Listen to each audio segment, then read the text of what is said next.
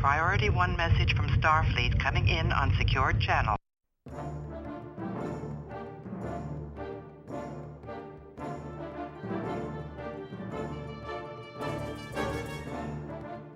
You are listening to the TrekRanks Podcast, a member of the Tricorder Transmissions Podcast Network. This is episode 7, featuring the top 5 one-off villains.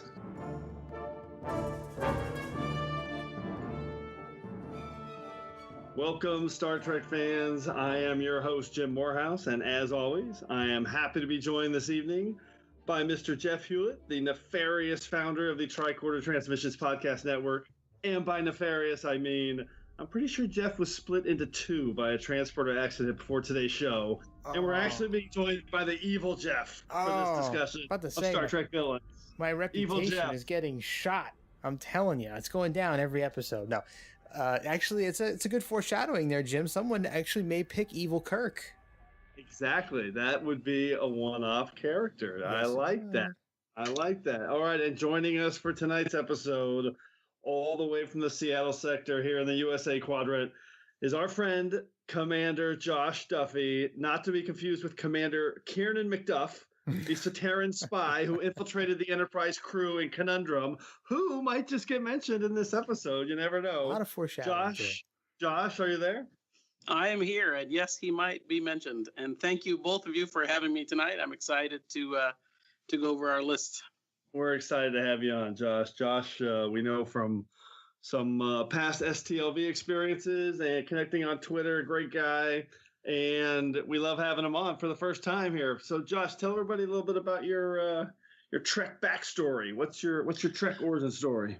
Well, I was thinking about that, and my earliest memories of Star Trek are listening, or watching rather, with my dad, who was originally, when he was a kid, he was a fan of 1940s and 1950s old westerns and serial sci-fis, Flash Gordon and that kind of thing. And I think that probably led him to his, interest in the original series. And so my experience with him was watching TOS repeats in the 70s and 80s.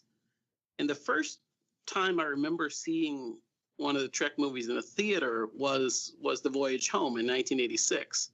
And that sticks with me as, I'd watched the repeats and syndication of TOS, and then seeing Star Trek 4 in the theater, and then that leading in 1987 right into TNG. And that's when Star Trek became regular viewing for me, and I really started to, become hooked. And I think a lot of people, that I've talked to and heard kind of got hooked in through their parents, and that was certainly the case with me. And I remember when The Best of Both Worlds came on in TNG, and my dad was so mad at the cliffhanger. I love it. That was, obviously before you could stream and binge watch and that kind of thing, and he was so mad.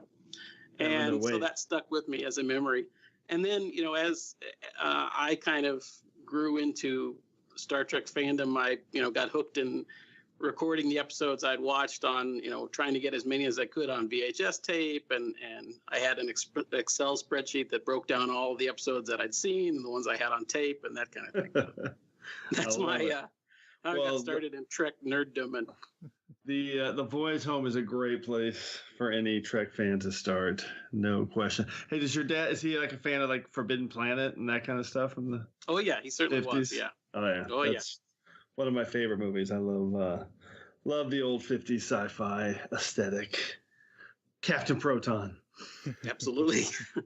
All right. So, before we get started, let's do a quick reset on general order number 1 here at the TrekRanks Podcast, just in case this happens to be the first time you're joining us. And you know what we're going to do? We're going to rank Trek, and we use the rankings really as a crutch just to have a fun conversation about Trek. And we do that with a deep dive on one specific topic and just see where it takes us. And of course, the main driver for all of our discussion here at the TrekRanks Podcast is infinite diversity. In infinite combinations. Or in other words, Vulcan Master, our mantra at TrekRanks is no wrong answers. Yes, of which I make flagrant use. Every time, which we love. We love that. And yes, more foreshadowing for tonight. As a newbie and preparing for this show, I'm very happy about no wrong answers. So push the limits. We love the deep cuts, and we love no wrong answer.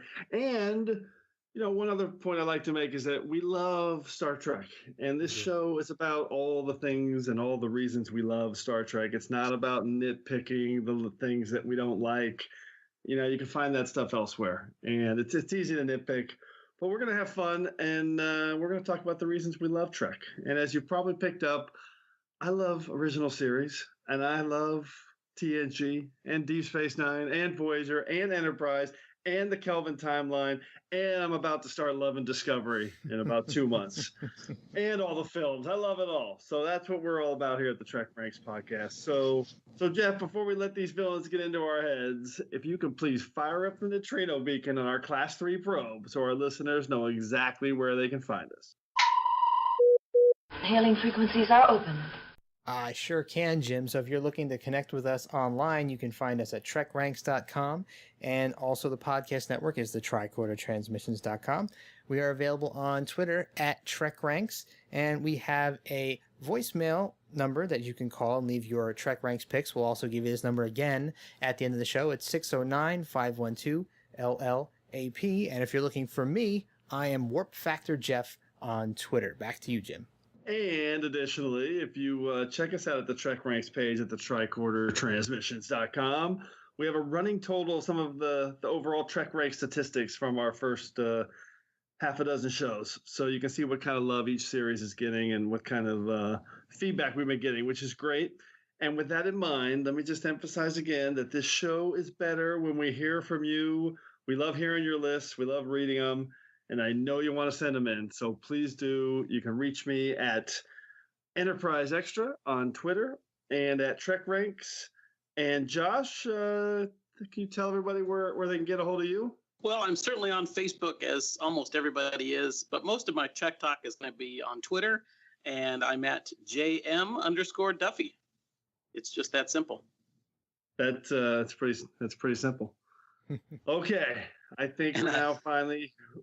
What was that? Oh, sorry. I was just going to say I definitely love to engage in Trek Talk on Twitter. So anybody hit me up if they want to. I mean, that's pretty much what Twitter was invented for, I think. So, all right, let's get into this week's topic, Jeff. Diagnostic cycle will be complete in 20 seconds. Top 5 one-off villains. I love this topic because this is the perfect topic for a deep cut nature of TrekRanks, and one-off appearance gives us a huge canvas to choose from, and definitely was challenging my little gray cells to make sure I had every angle covered. So as we get into this week's diagnostic cycle, Jeff and Josh, I want to kind of get a feel from you guys on what kind of villains do you find interesting? What are the without revealing your Prime Directive, just kind of curious, what's villainous to you? So for me, I was thinking about this question of what I found interesting in villains and behavior that's villainous. And for me, it's more than evil. It's something compelling that makes a villain that I thought about. And whether that villain is cunning or particularly crafty or deceitful, and it kind of sums it up as having guile. And I think that might tie back into how I learned to love Star Trek with my dad. The Westerns and the old sci-fi serials is there was something cunning or crafty in a lot of the villains in that old genre, those genres. And I think that's what's most appealing and interesting to me, more than just evil. Yeah, I like that Western. That's sometimes you get a little bit more than just the mustache twirling. Yes. Where you have different motivations. How about you, Jeff? Yeah, I'm a little along the same lines. I like my villains to have a couple of different qualities. It's hard to nail down one specific villainous quality, but I like my villains to be a little bit more cerebral. I like them to be thinkers, to give me something to think about. I think about guys like Belloc from Raiders of the Lost Ark. He wasn't a physical guy, but he was cunning and nefarious. I love that kind of stuff. And also, along the same lines, I really love villains that leave a lasting impact on me, that give me something to think about, either trying to figure out who they are, what makes them tick, or having some sort of almost a frightening to the core sort of a quality about them, like Heath Ledger's Joker, right?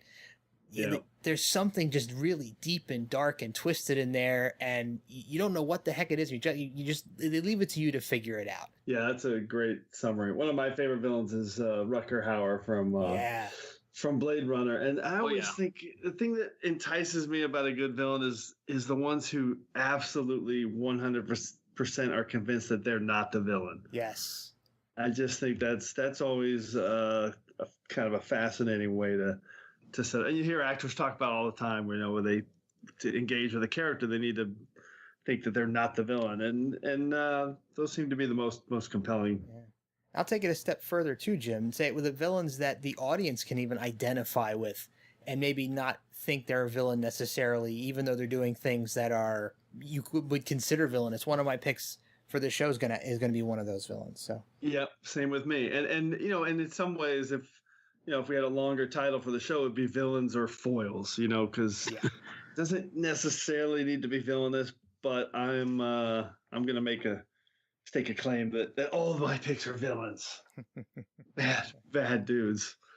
All right, so I think let's figure out what everyone's Prime Directive was and what that looks like for tonight's topic. I do not concur with your captain's decision. She's following our Prime Directive. Define Prime Directive. All right, so for tonight's Prime Directive, first I just want to make sure everyone has a clear understanding on kind of how we're defining the one-off appearance. So to do that, I usually like to throw out an example or two. So someone like Anorax from Year of Hell is totally eligible. Since he made one appearance, albeit in a 2-part episode, no problem. Same for someone like Minister Jarrow from Deep Space Nine's Circle trilogy.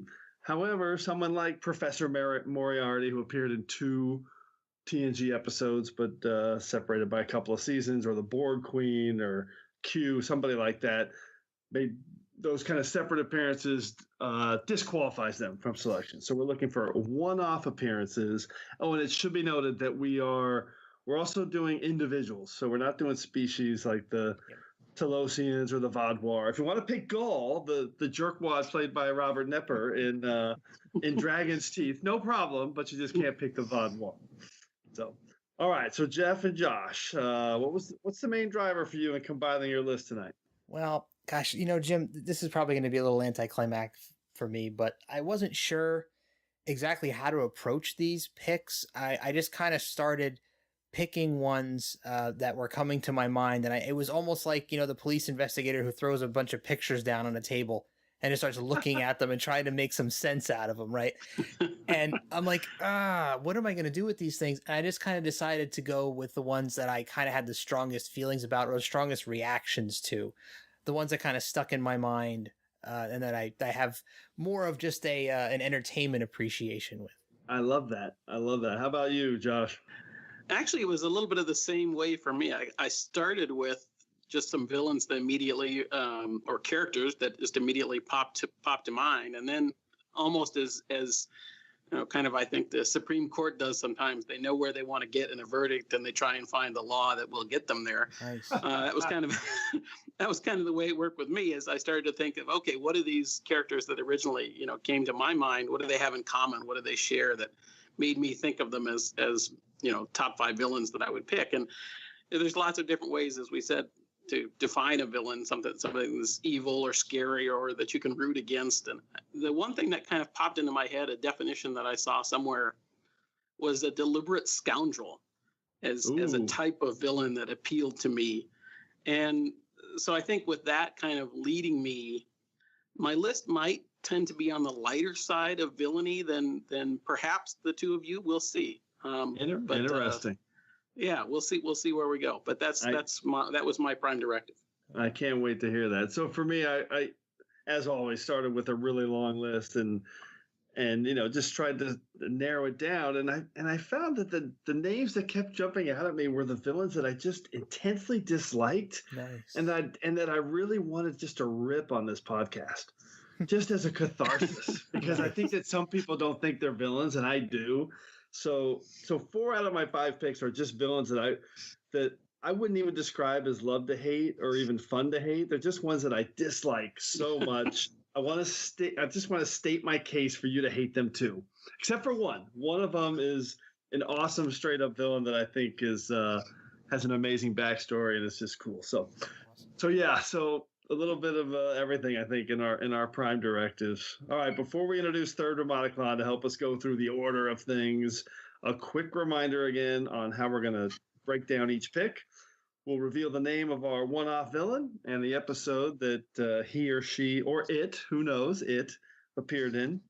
And then we'll each give our 5-word summary and a hashtag, which is our Trek Rank staple to connect to kind of how you're looking at your pick. And we can talk about that character in the episode quickly and some of those moments that helped us pick them. Make sense, guys? Yep. All right, Third Roboticon, you are up. I am a Jem'Hadar. He is a Vorta. It is the order of things.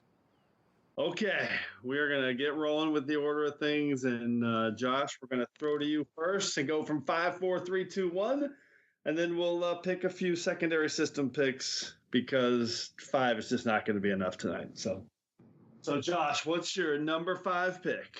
My number 5 pick is from The Next Generation. And the episode is The Devil's Due, and it's Ardra. Ardra.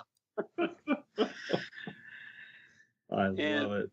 The scene where she comes to the scene that kind of really sticks out. There are a number of them. There's the trial where Data is the arbiter, but there's the scene that she comes to Picard in his bedroom at night and is trying to woo him over to her side, if you will, and says, you find me tantalizing. Give in to your dreams. She can be the ideal woman. She can be prim, proper, and even chaste. And then she turns into Counselor Troy. Oh, that's right. Yeah. So for me, she was, again, just on the lighter side, but a deliberate scoundrel. I was just about to say, that is the deliberate scoundrel turning into exactly into Troy. All right, what was your 5 words and a hashtag? 5 words and a hashtag are, she lights fire in your dreams. And the hashtag is Ardra plays the long con. That is for sure. Dude, I love Ardra as a pick. She's totally underrated character. Jeff, where you at? No, Ardra's a great pick. Actually, I don't want to throw too much out, but it was definitely on my list. Whether or not she's one of my picks, I don't want to reveal that yet, but definitely made my police lineup. I love that. She really is a deliberate scoundrel. The more I think about the way she was bouncing around, and it's actually a pretty underrated episode in terms of how much fun it is, especially with Data as the judge. I love it. Great pick and a worthy villain. All right, Jeff, what's your number 5 pick? All right. Well, my number 5 pick, I got my 5 words are, he's not bad, just lonely. And my hashtag is a long one. It is, if Riker had a beard, this would have gone down differently. What is this? You know what this is. Come on, man. TNG Season 1, Episode 23. It's Armis. Oh yeah. My goodness. On my short list for sure. Yeah, phaser-resistant, shapeless ooze with abandonment issues. That could have been my other hashtag. So actually, no, I'm not sure. I'm still not sure. My list was fluctuating up until we first started this episode, and I just had to finalize it. I'm not sure that Armis should have been my number 5 pick. He almost got edged out by another TNG villain that I really wanted to put on here. But the fact that he has the rare distinction of killing a major character, a one-off villain killing off a major character, was enough to put him over the top for me. I think he's got a really cool backstory. The fact that he is this ooze that was generated from a race that was trying to expel all of their negativity, and it just manifested itself as this black ooze, and then they just dumped it on a lifeless planet. He's just left there by himself to develop these anger and abandonment issues for the Enterprise crew to encounter him and be tortured by him. And some great scenes with Riker getting eaten up, and I love that. And he's just this horrible, angry mess of a creature, and you can't really even feel much empathy for him, even when you find out why he's so why he's so evil. But very cool villain. I love the fact that he was a very early CGI villain as well. So Jim, you know that I love non-humanoid aliens, so he's on my non-humanoid alien list too. So great voice as well. I remember when I saw this episode when it first aired, I was amazed. Looking back on the special effects now, they're not quite as good, but back then it looked really good. Great poet once said, "All spirits are enslaved that serve things evil." You do not understand. I do not serve things evil. I am evil. Oh no, you are not. I am a skin of evil, left here by a race of titans who believed if they rid themselves of me, they would free the bonds of destructiveness. Yes, so here you are, feeding on your own loneliness, consumed by your own pain, believing your own lies. Yeah, that he is just so evil. Yeah. It really early on I eliminated him as not picking him because he's just so evil. But you make a great point. I mean, he killed a main character. That is And for a one-off villain to kill a main character, I mean, you would think you'd have to be somebody major like Q to kill off a major character, but no. Yeah, it's pretty incredible. How about you, Josh? What do you think? Oh, I felt the same way. Armus was on my very short list, and I just thought the character was scary. I agree with everything Jeff said. It was just the only reason really that I was able to knock Armus off my list is just that I was going for villains that were a little more, captivating to me, had some charisma and something along that side. But I can't argue with the pick at all. Yeah. I had a strong reaction to this episode. I remember when I first saw it, and I had a strong reaction to it every time I've watched it subsequently. I hate him more and more and more every time I watch it. That is a fair assessment of that bastard. Okay, so my number 5 pick, I think this is one to be a little controversial. I know there's people out there who think this guy's a hero, and they like the way this guy is. I do not. By the way, we have a TNG trifecta in round 5. Oh, sweet. So my number 5 is Captain Jellicoe from Chain of Command. All right. Who, my 5-word summary and a hashtag is insecure idiot with a badge. Hashtag then ask me, which of course is what Riker says to him when he needs him to help him. This guy, he's just the worst. And in my world, you have to earn authority. You don't just get to assume it. I don't care what rank is on your collar. And yeah, sorry, I would never have made it in the military or Starfleet. I respect authority, but only when it respects me. And Jellicoe doesn't respect anyone. This scene where it absolutely infuriates me when he goes in and he goes off half-cocked with this Cardassian liaison that they're negotiating with. Just going off on the guy, being a complete butthead, and then leaves the room. Was like, all right, tell him that I'm half-cocked and I'm this and that, and they go back in, and Riker's like, boy, he sure is sure of himself, and Dan is like, no, he's not, and he's not. He's an insecure, terrible, terrible commanding officer, someone I would never listen to for 1 second. And for me, he's a straight-up villain the way he treats that crew and the way he treats Picard. Absolutely. So. And there are people who will defend him, not me. No, I agree with that assessment. I absolutely loathe that guy. Good. Absolutely. All right. I'm glad I'm not in the minority on that one on this podcast. Josh, you feel the same way? I do absolutely feel the same way. He was, I won't give anything away, but definitely in the running for me, along with another character in that episode. Got it.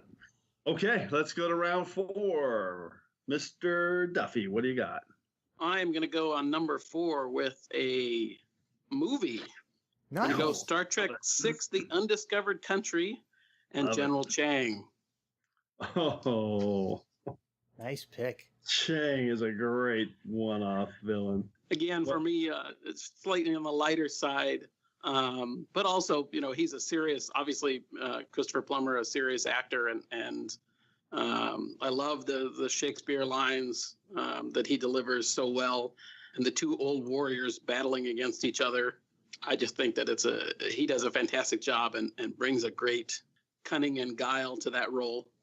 I mean, he's a fun villain. That's great. It is not one that he's one that you respect for sure. Right. No question. What's So your my 5 words? Sorry to interrupt you there. My 5 words are Shakespeare in the original Klingon, and hashtag is prick us, do we not bleed on boots? Nice. perfect choice? I love it. I love that we can love this villain. Could not agree more. Yes. Yep. All right, Jeff. What's your number 4 pick? All right. So, Jim, I think you're going to like this one, actually. I was a little worried about this pick. I may get some crap for this, so I'm ready. So my 5 words are alternate timelines and militarized Starfleet. Hashtag is, I was never going to spare your crew. Star Trek Into Darkness, Alexander Marcus. I love it. I love it. Admiral, get out of the chair. You better stop and think about what you're doing, Kirk. You better think about what you did on Kronos. You made an incursion onto an enemy planet. You killed a Klingon patrol. Even if you got away without a trace, war is coming. And who's gonna lead us? You? If I'm not in charge, our entire way of life is decimated. So you want me off this ship? You better kill me. I'm not gonna kill you, sir. But I could stun your ass and drag you out of that chair. I'd rather not do that in front of your daughter. You know, we've seen, I mean, if you watched TOS, you've watched a lot of this, you've seen a lot of Starfleet officers go bad, right? But this may be one of my favorite Starfleet officers gone bad, because you can really make the argument both ways. It's really not hard to look at that character and say, is he a fundamentally bad person just bent on war, or is he just a really committed military officer who just will stop at nothing to protect his people and Starfleet? I mean, you want to call him a villain, but if you really what's your answer on that? That's great. What's your answer? It's so tough. It's so tough. I'm so on the fence about it, because I'm talking about it in both ways. I mean, I want to call him a villain, but if I think about it, I can so easily make the opposite argument. So, I mean, I'm going to fall on the villain side just because he's so willing to kill off Kirk and the crew and almost succeeds in doing it. But, you know, in the movie that I consider probably my least favorite of the Kelvin timeline movies, he is a standout character by far, and played beautifully by Peter Weller, I must say. That portrayal was so incredibly perfect. I couldn't have enjoyed that character more, and it actually lifted the movie up quite a bit for me. I couldn't agree more. I think, first of all, as you said, Peter Weller did a terrific job, but I think so many of the good villains that I identified as possibilities are the ones that could fall on either side. They're walking the tightrope of doing something that is in some way honorable, if not to us, then to them, but they fall on just the other side for villainy for us. And I think that's a great pick. Yeah. And, you know, if you look at it from his perspective, I mean, Kirk did defy his orders. He did, you know, incur into Klingon space, kill Klingon patrol party, potentially starting a war. I mean, there's a lot on this guy's shoulders, and Starfleet and Earth is looking to him to protect, and, you know, he's preparing for it. He's building this huge ship and being prepared with new technologies, and, you know, his questionable decision, of course, to revive Khan, and, you know, but, you know, he had to utilize the, what he had in his arsenal to try to prepare Starfleet for a war, you know, with aliens who could have had superior technology, or likely did have superior technology. I don't know, I'm just backpedaling now. I was really curious if anyone was going to pick a Badmiral. I have a long list of Badmirals. Oh, I love Badmirals, my secondary system, and yes, we got a Badmiral. I love it. Sweet. No, it's a great pick. He's a great character. Peter Weller's amazing, and he's one of the strengths of Into Darkness for sure. So round 4, we're going to close out. We had round 5 was all TNG. Round 4 is going to be all movies. Whoa! Because my number 4 pick. And this is the one pick that I had that was a villain that I actually just thought was great to watch, interesting character, just an important to Trek's history. One of my favorite things about Star Trek Beyond was Krall / Balthazar Edison. And I just love this character, and he is my number 4. And my 5 words and a hashtag are what I was born into, hashtag break bread with the enemy. I love when he says that. So I love his I love Beyond. I loved it from the first second. But I'll tell you, when I was watching it the first time, I had this slight twinge about 3/4 of the way through the movie, thinking that, hey, Krall's a good villain, but he's a little bit villain of the week. It might actually be the weak part of the movie. And then boom, they just had that amazing reveal, which for me is one of my favorite in Trek history, because it just didn't see it coming. It's perfectly executed. I had no idea it was coming. Yeah, and it connects. Yeah, it connects Trek continuity in a way that in the Kelvin timeline, I just never ever thought we'd see. For me, it just elevated everything, and I just think he was a great character with some amazingly developed motivations when you really take the character as a whole. What happened to you out there, Edison? Edison. I have to say, Kirk, I've missed being me. We lost ourselves, but gained a purpose. A means to bring the galaxy back to the struggle that made humanity strong. I think you underestimate humanity. I fought for humanity! Lost millions to the Zinti and Romulan wars. And for what? For the Federation to sit me in a captain's chair at Big Bad with the enemy. We change. We have to. So yeah, one of my favorites, and I thought Idris Elba did a spectacular job. Phenomenal. I agree. Yeah, great pick. All right, well, I'm glad we agree, because I just love the way that connects Trek continuity. All right, so we're going to round 3, which from here forward is always going to be known as the soup round. Nice. So if you listened to episode 6 of Trek Food Moments, round 3 is now the soup round. So let's go round 3. What do you got, Josh? All right, I'll lead us off with round 3 is going to be Voyager for me. Nice. Yes. And The Future's End, Part 2 with Henry Starling.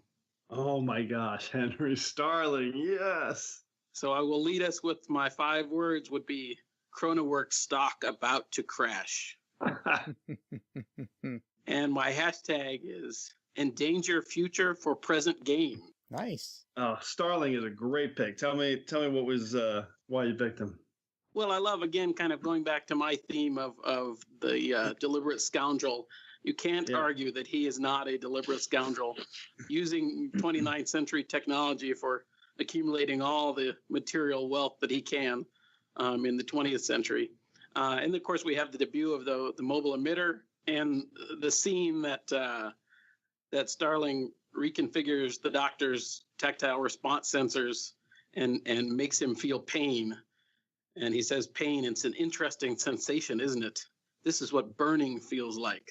Something along those lines.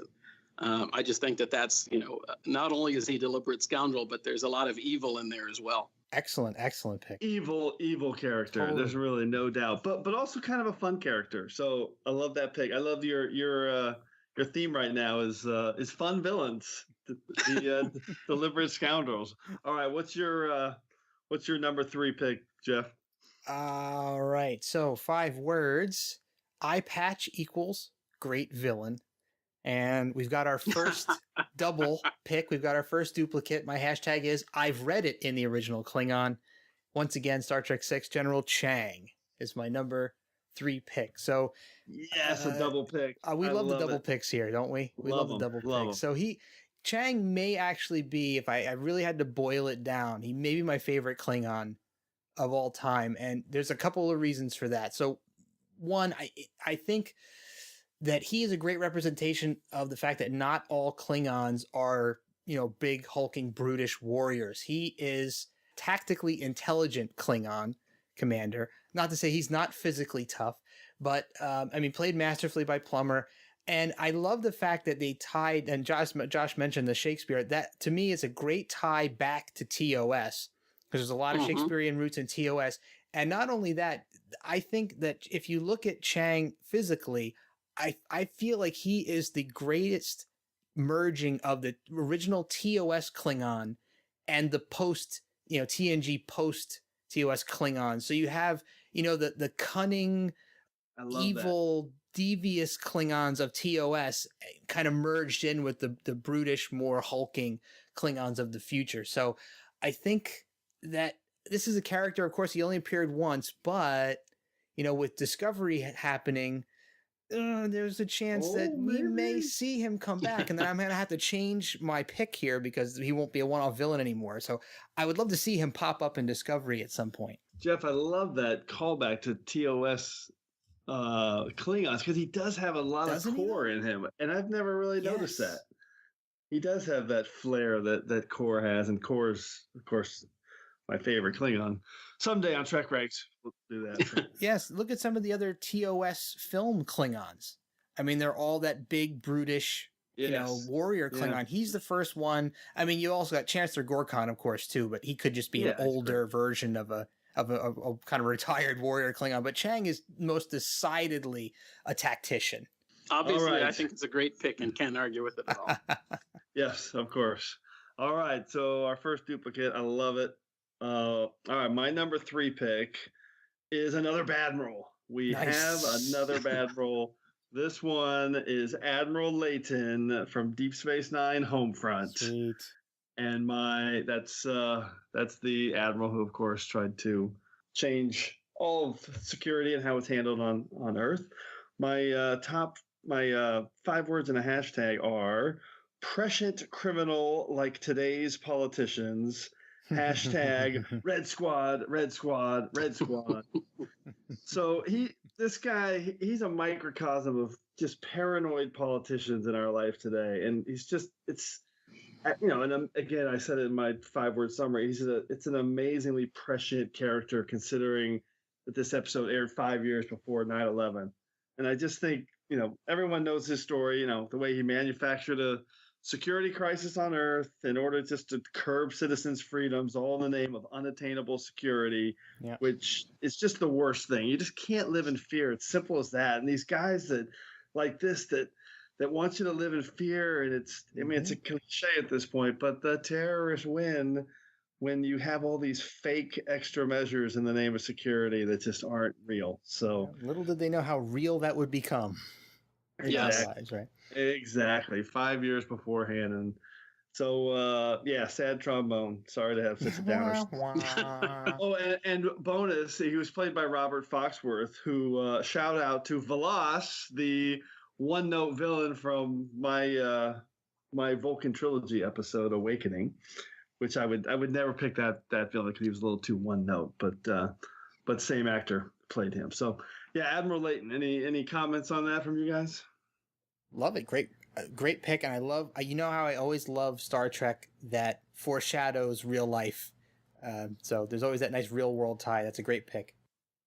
Absolutely. It's the way it is particularly relevant today is fantastic. And it's a pick that I hadn't given a lot of thought to. And I wish I had. And I think it's a fantastic pick. All right, well, let's jump to round 2 and see what fun, wacky villain Josh is going to pick. This is definitely going to be a fun, wacky villain. It almost was number 1 on my list. Wow. Okay. If you're following along with my theme, you'll see that it's going to be Deep Space Nine, our man Bashir, and Hippocrates Noah. Oh my gosh, this is an inspired pick. Thank you. Inspired. The global earthquakes. Those were only tests. Soon, I will activate all of these lasers together, and when I do, they will produce worldwide earthquakes, the likes of which we have never felt before. Killing everyone on the planet. More than that. There comes a time when a house has been so damaged by termites that you must not only kill the termites, but demolish the house and build again. The quakes are only a minor side effect. My 5 words I'll start with is somehow I didn't expect to win. Except now that I think of it, that might be 6 words. Oh, don't. You can get away with 6 words, 7, whatever you want. With my 5 words would be, I didn't expect to win. And the hashtag would be Avery Chews It Up. He totally chews it up in that character. Such a great character, great performance. I love this pick. It's if you've seen the episode, obviously there's not a lot to the character. It's really just 2 scenes that he's in, but I think they're both extraordinary, and Avery Brooks really plays it up, and is only I think he can do when he talks about there comes a time when a house has been so damaged by termites that you must not only kill the termites but demolish the house and build again, as he's preparing to trigger the earthquakes to flood the earth to have a little island on Mount Everest. And I just think he's a fantastic villain, and kind of the very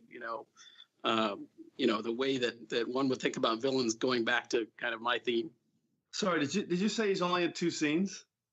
I think there's really just two scenes. Yeah, that sounds right. That's amazing. I mean, just a phenomenal character. Any comments there, Jeff? Yeah, it's a little Lex Luthor-ish with the real estate grab, right? Like ruin the whole world and keep a little bit of land for me to make it really valuable. Right. So well done. Such a great pick.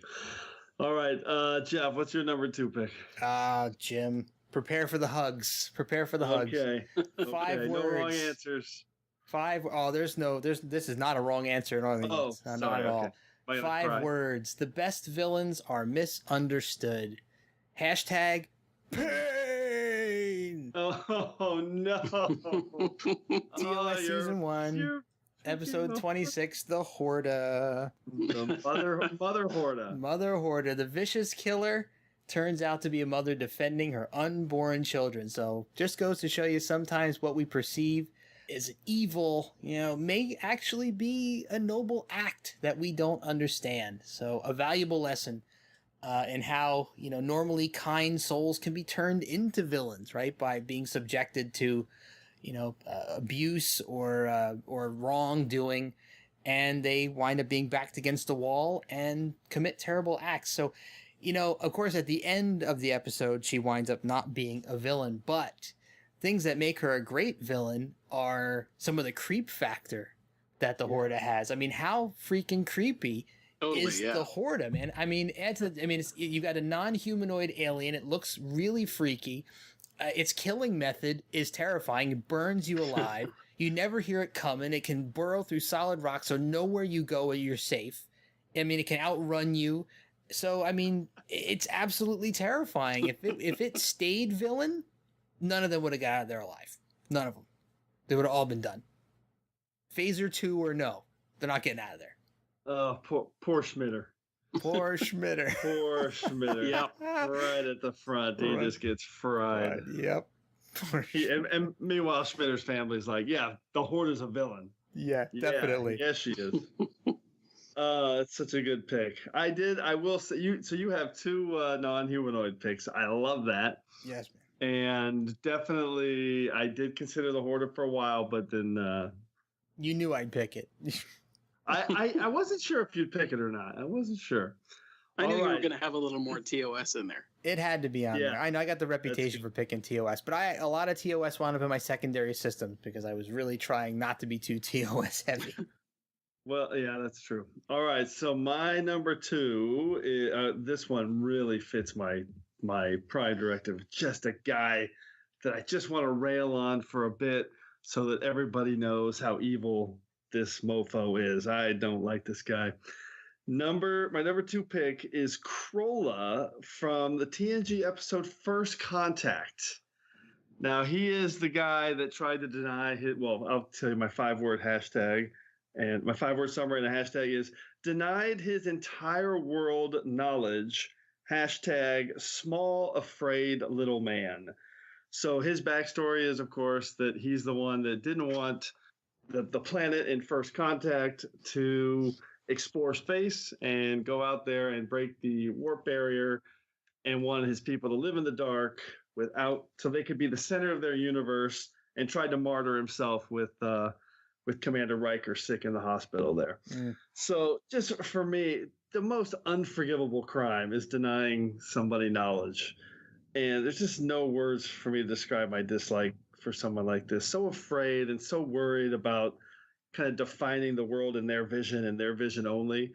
This is for me the worst kind of villain. and I just hate this character. And the thing I hate about him is that he wins. This is a villain that wins. Yeah. And the president decides, oh, my old friend Krola, you're right. We're not ready to move into a new age of space exploration.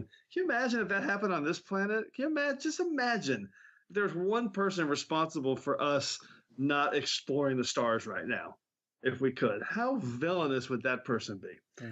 Some of those dangerous kinds of villains, man, are those insidious ones. Yeah. Particularly when they win. Yes, and in this case, it just kills me every time that they win. So, all right, that is the end of the second round. Let's move to our final picks. Number one pick for Josh Duffy. What do you got? All right, I'm going to shy away from my theme just a little bit with this one, although there's still a few elements, but doesn't exactly fit in quite as light as some of my others. So my number one is going back to Voyager. The episode is going to be The Thaw, and it's the clown. Oh, I love it. She lied. It was very un-Starfleet of her. Starfleet captains don't easily succumb to fear. What will become of us? Of me? Like all fear, you eventually vanish. I'm afraid. I know. Dread.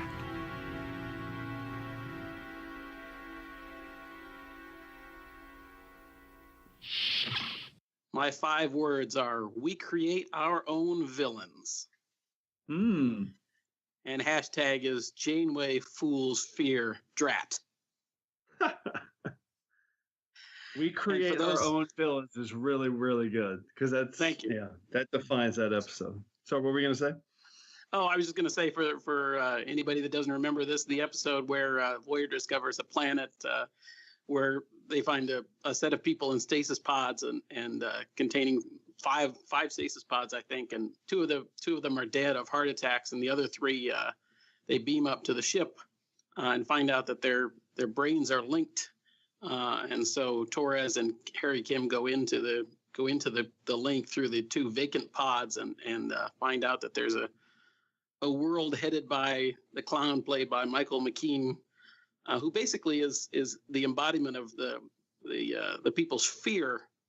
And I just think that he is a scary, he plays that brilliantly as a scary representation of fear. And there's a particular scene that he torments, if you will, Harry, mocks him and says, there's no place like home. There's no place like home. Click your heels together 3 times. And Harry is just terrified. And I think that it's a fantastic portrayal and really one of the top 5 villains that I could think of. And obviously it's the top of my list. So it really does. Michael McKean does an amazing job, and it really is a scary villain. This one is not the deplorable scoundrel. The deliberate scoundrel. The deliberate scoundrel. This one's less so.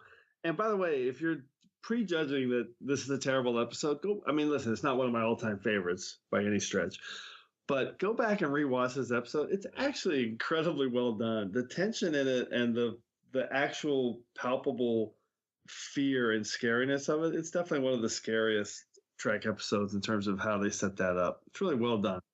Yeah, I totally agree. It's not one of my favorite episodes either, but when I was just thinking about villains, it popped into my head, the clown popped into my head, and I rewatched it, and I was like, this is just, a really scary, evil character and portrayal, and just incredibly well done. Especially so even though it didn't quite fit with my theme, there's that one scene where he actually kills that guy right in front of him. They're trying to escape, and he just, it's terrible. That was rough. Okay, yeah, that's that one actually has my a little nervous. Oh, it's a little scary. All right, Jeff, what's your final pick? All right, man. Well, again, no wrong answers, right? Of course. All right, you guys brace yourselves. This could be a wrong answer. So, 5 words. His was the most human. Hashtag something we love kills someone we love. And the villain is Star Trek II, the refit USS Enterprise, specifically the dilithium reactor that irradiates and kills our beloved Mr. Spock. Wow. Wow, you're going mechanical. Actually, that's a joke. It really isn't my number one pick, but I thought it was good. Well, but it could be. Joke. It could be a number one pick. That would have been a little bit of a stretch. Yeah, like, oh my god, that'd be like picking a phaser as your. Right. I was gonna wonder how you got to villainy out of that. It's a supplemental number one pick. It's a villain just because it killed Spock. Damn it. You're like that phaser that Captain Tracy had in Omega Glory. Damn it! It kills so many Yangs. That phaser. Why don't you just go with Chang's eye patch itself? I could have. If looks could kill, Chang would have been a better. That's right. All right. So, all right. Let's get serious here. And this is going to be probably the most obvious number one pick in the history of Trek Ranks. Everyone is going to go, oh, geez, Jeff, seriously. All right. 5 words. A criminally underused alien race. You see this coming a million miles away. Hashtag slow and steady loses the race, but it wouldn't have if it wasn't for Captain Kirk and his damn gunpowder cannon. It is TOS episode 19, season 1, Arena. The Gorn Captain. Yes, is my number one pick. That's one that I thought you were going to pick. I could not have this on my list. You guys know me. Come on. One of the most iconic villains in the Trek universe. Come on. It wound up in a commercial on TV fighting Shatner a couple of years ago. That's how iconic this thing is. You know, slow, lumbering, and brutal. I mean, pretty much the opposite of the Horta, right? One of the few times Kirk is physically overmatched in TOS and has to resort to using his intellect to take this thing down. He's intimidating, very few words. And when he does speak, it's terrifying, even through the universal translator. Gives him that really creepy voice. I'm weary of the chase. Survives being crushed by a freaking boulder getting dropped on his head. Still winds up getting up. The dude's relentless. He's the Jason Voorhees of the Star Trek universe. He just does not frickin' stop. So, and I think at the end, I mean, the audience is villain. Yeah, but the audience is left wanting more Gorn. And sadly, it's true. Aside from a crappy cameo in a TAS episode and that lame CGI lizard that I'm not even going to call a Gorn from Enterprise, we never see the Gorn again. So Discovery, come on, Discovery, get with it, get some Gorn. That's my impassioned plea.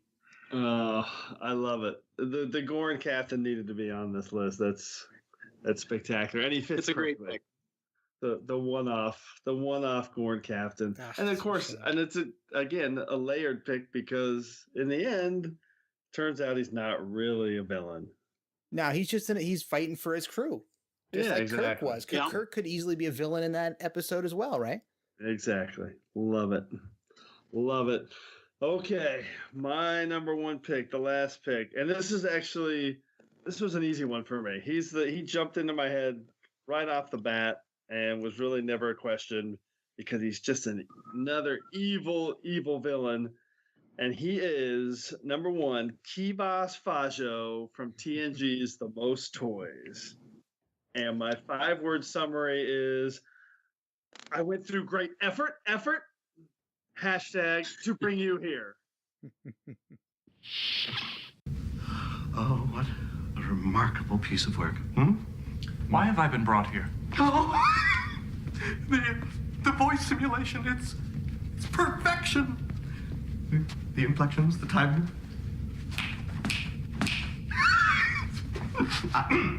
Yes, it took great effort to bring you here. I was sure it'd be worth it. I was right. I've been delivered here against my wishes. I would like to know the reason. Certainly. You have been brought here for my enjoyment and my appreciation. I love that line. And he's just, he's just an evil prick. I mean, let's call a spade a spade. And not sure what more needs to be said. Everyone knows this guy. He's just an evil person in every single motivation. He absolutely deserves what happens to him. And when I say what happens to him, I don't mean him ending up in the brig, stripped of all his possessions. I'm talking about that other thing, that when Data pulled the trigger thing with the Baron T disruptor, he deserved that. Unfortunately, he got saved by the bell there. So yeah, Kivas Fajo is a fascinating character for me, incredibly well portrayed by Sal Rubinek, and my all-time number one-off villain in Star Trek history. I like it. Very nice pick. Unlikable guy, right? I mean, just an unlikable guy. All right, let's jump into some secondary system space, because I know you guys have to have some good ones. What do you got? Anything on your list, Josh? Oh, well, a number of the ones we've already covered. I mean, Armus was really close to the top of my list. I also thought about Kohlrami and TNG's peak performance. Oh. Admiral Settee and the Drumhead, I thought, was another, obviously a fantastic villain. I couldn't argue with either of those. I thought about, when I was thinking about TOS, I thought about the Doomsday Machine and or Decker. Yep. Those other possibilities. So those are a few of the ones that kind of were close to making my list, but when I kind of had my theme that guided me, that knocked a few off. Nice. Yeah, we had a couple in common. I had the Doomsday Machine and Decker on my secondary systems list. I mean, I flipped it earlier. I had Evil Kirk from The Enemy Within. Obviously, there's some TOS stuff on here. Nomad made it onto my list.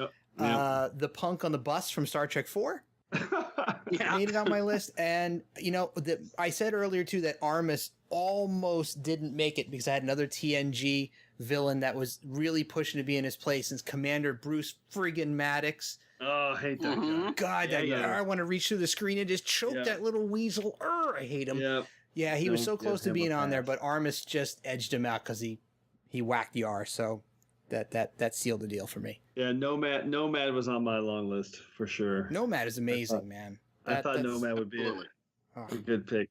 I had a number of admirals. I had Admiral Marcus. I also had Paxton, who also played by. So I had Lenora Caridian on my list too. She was a late cut from Conscience of the King. Yes, because she was twisted, man. She was pretty twisted. That's a good way to put it. I had Ardra on my long list. I had Nora Satie on my long list. I had Sylvia on my long list from Cat's Paw. So nice one. Yeah, there's a lot of choices. Oh, Garth of Izar, by the way, was on mine too. I was going to say, one that I thought about, just kind of playfully thought about, was the EMH from Equinox. Nice. Oh yeah, that's a great villain. Oh god. All right, with that, I think we can wrap up this spectacular topic and put these one-off villains behind us, because they're a little troubling, and we can activate our regeneration cycle. Computer, activate regeneration cycle. Alcoves beta and gamma. Okay, so let's do a quick recap of everyone's pick. I like to run through these, and then I'll give everybody some statistics here to break it down. So, Josh, run through your 5 picks again. I had at number 5 TNG's The Devil's Due and Ardra. At number 4, I had TOS Star Trek 6, The Undiscovered Country, and General Chang. Number 3, I had Voyager's Future's End, particularly Part 2, and Henry Starling. Number 2, I had DS9, Arman Bashir, and Hippocrates Noah. And my number 1 top 5 one-off villain was Voyager's The Thaw and The Clown, played by Michael McKean. Great list. That's a great list. Really, really bright. Hippocrates Noah, such a great pick. All right, Jeff, what about your 5? All right, number 5, Next Generation Season 1, Episode 23, Skin of Evil, Armus. Number 4, Star Trek Into Darkness, Admiral Marcus. Number 3, Star Trek 6, General Chang. Number 2, TOS Season 1, Episode 26, The Devil in the Dark, The Horda. And my number 1 pick was the USS Refit Enterprise, the dilithium reactor that killed Mr. Spock. No, actually, it was TOS Season 1, Episode 19, Arena, the Gorn Captain. Love it. All right, my 5 were Captain Jellicoe, Chain of Command, Krull from Star Trek Beyond, Admiral Layton from DS9's Homefront, Krolla, that little sniveling bastard from First Contact TNG, and also from TNG Kivas Fajo. He cannot outsmart Data. All right, let me go through some stats here because these are pretty amazing. We actually had two Kelvin timeline choices, 4 TOS, 5 TNG. So they were leading the way, and then 2 DS9, 2 Voyagers, and no Enterprise selections in our 15. So, and here's some breakdowns. We have 3 Starfleet choices, 10 males, 2 females, only 5 humans, 3 humanoid aliens, 3 non-humanoid aliens, 2 Klingons, and 1 duplicate choice. Oh, and we had one hologram slash two holograms slash computer programs, which I like because Hippocrates Noah. Who was the other one? Oh, and the Thaw was a computer program. Clown, yeah. So, yeah, so you had two. Your top 2 picks. Hey, nobody had the M5 computer on their short list, did they? Oh my gosh. That he was not on my list, and Daystrom's just such a sad sack. It'd be hard to pick him. No, Daystrom wasn't a villain, but that damn computer was pretty bad. That was his engrams that did it, but anyway. Yeah, well, true. I love those stats. That's quite a breakdown. Okay. All right. After all that, we still aren't quite done yet because, as we do every week, we don't want the show to end. So we've gotten ourselves stuck in another temporal causality loop. So before we can depart, it's time to hear from you. The Enterprise has been caught up in a temporal causality loop, and I suspect that something similar may have happened to you. Thanks, John Luke. All right, 2 great lists jumped out at us from our popular episode last week, our top 5 food moments episode. And man, did we get a lot of feedback from that, Jeff. It was super cool. Yeah, the Twitter feedback was overwhelming for a little while there. I was one after another after another. Yeah, it tells me we need to do some more niche topics. So we're gonna keep diving deep on some of these fun topics because I wasn't sure how people would react to coming up with their top 5 Trek foods. So 2 quick lists here. One from Alexander Perry, who's at Alexander T. Perry on Twitter. I love his list, mainly because of his number 5 pick, which was from Voyager's Future's End, Part 2, Chili Dogs with Rain Robinson. # Goliath Gulp, which I love that scene where Tuvok and Paris are eating chili dogs with Rain. And the rest of his list was TNG Parallels at number 4, Worf's Changing Cake, when it kept going from dark to light. Number 3 from TNG Sins of the Fathers, Kern's Replicated Bird Meat, a popular choice from a lot of feedback. Number 2, this is one that I didn't even think of until people said it on Twitter, and I love it, was TOS from The Trouble with Dribbles, Kirk's Coffee and Chicken, from when he places an order in the replimat. And his number 1, actually, was a great number 1 pick, only one to pick it, from DS9's episode Equilibrium, the opening, when Odo's kind of awkwardly stirring and helping to cook as everyone's hanging out in Sisko's quarters. Love that list from Alexander. And then the other list we had was from Trek Geek Rick at Nerd Rick on Twitter, and his number 5 pick. 2 of these were like really, really awesome picks. His number 5 was Sins of the Father, which was Kern's, again, burnt replicated bird meat scene.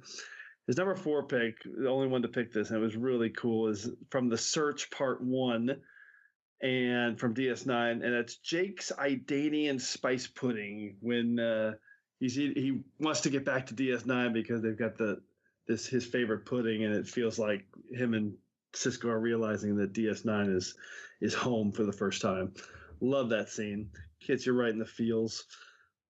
He's also got his number 3 pick is from Flashback Voyager, with Neelix is serving poricon eggs to Tuvok and telling him the backstory, and Tuvok's basically just getting annoyed. I would prefer not to hear the life story of my breakfast. Love that line.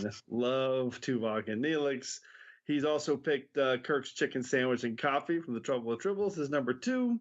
And his number 1, which is probably one of the most popular picks, was from A Matter of Honor, Riker's Klingon buffet. So 2 awesome lists, more than enough to get us through the temporal loop this week. So just want to thank everyone for, again, sending all these amazing responses in to all of our episodes. And we just want you to keep them coming. So send them to @TrekRanks so we can add you to our database numbers and can hopefully retweet them and maybe read them out here in the temporal loop, or maybe even hear from you. If you want to leave us a message, you can put together your top 5 one-off villains list and give us a call at the Tricorder Transmissions at 609-512-5527. That's 609-512-LLAP. Call us, leave us a message if you want to have us play your list on the show too. So, all right, hopefully we'll hear from you for the next episode. And the next episode will be operating within normal parameters, as we're going to be discussing the top 5 Data episodes. That's right. We're doing a deep dive on one of the great characters in Star Trek history, old Yellow Eyes himself, Lieutenant Commander Data. And for that episode, we're going to be joined by 2 awesome Trekkies. One is Andy from Woman at Warp, and it's the perfect topic for her since she still hasn't gone through all of her entire Trek watch yet. She's about halfway through DS9 and Voyager. So we need a TNG-specific topic to get her involved. So that's the perfect one. And then we're also going to be joined by my good friend and a friend of the show, Mr. Matt Hansen. So that's going to be fun. That's going to be an awesome episode. 2 awesome guests. Cool, man. Yeah, and I think that topic's going to be fun. It's going to be like the first one we did, which was top 3 Kirk episodes. Yeah. So it'll be interesting to see how everyone tackles that. So, all right. So before we wrap it up here, a huge thanks to Sub Commander Josh Duffy. Josh, I hope you had fun, man. I had a lot of fun. Thank you guys both for letting me join in, and it was a blast. It was great having you, man. Yeah, for sure. It'll be the first of many, and hopefully we'll see you in a couple of weeks at STL Vegas. You will see me in a couple of weeks for sure. All right. Cannot wait. This was a great topic. Appreciate you guys coming on, and just want to thank everyone again for joining us for episode 7 of the TrekRanks Podcast. And as always, I want to close by saying I'm looking forward to standing with you again here in this place where I belong.